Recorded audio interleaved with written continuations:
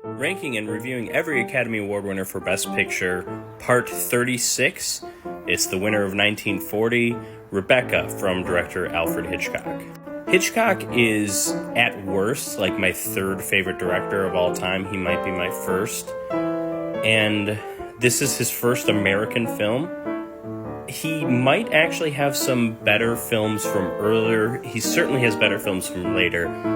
I don't think this is far from a top 5 Hitchcock film.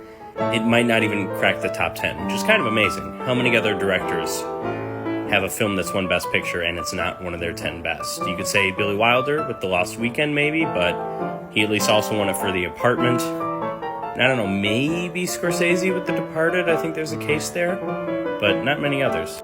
So Rebecca is the story of Maxim de Winter, played by Laurence Olivier, who marries a woman, played by Joan Fontaine, and takes her to live with him at this beautiful mansion of Manderley, except she's a little disturbed because there are constant reminders of his first wife, who died in sort of mysterious circumstances.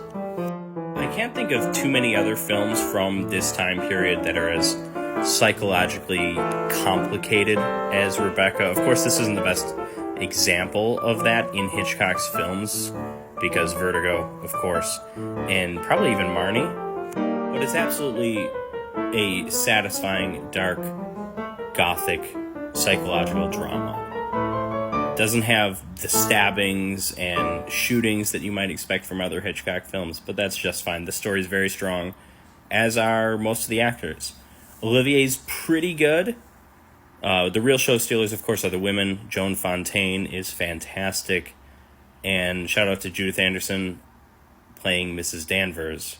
Mrs. Danvers is absolutely the most interesting character in the movie, and I kind of wish there were more of her. But she is the housekeeper of Manderley, and she's the reason why there are these constant reminders everywhere of the former Mrs. De Winter. Not Maxim.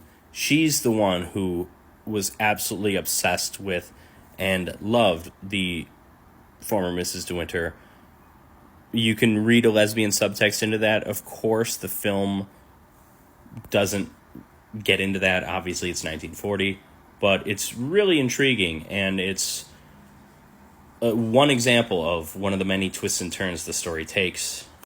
I quite like Rebecca. There are better films from its time.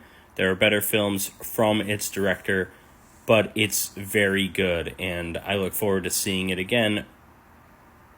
Maybe soon, probably not. I gotta get through a lot more of these movies.